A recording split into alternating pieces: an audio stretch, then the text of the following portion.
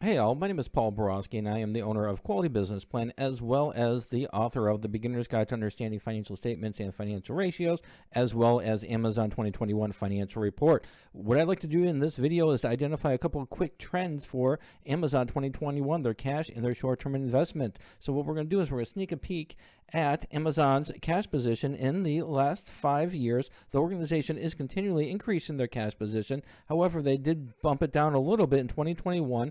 From the perspective of comparing cash as compared to sales, the organization ended 2019 at 12.9% of sales with their cash. In the next 2 years, they would reduce their position in cash as compared to sales to 7.7%. That tells us that the organization is using less cash in operations to support their growing revenues, which is a great trend. All right, so hopefully that information is helpful. If you want the public report, check out my website and have a great day. Thank you.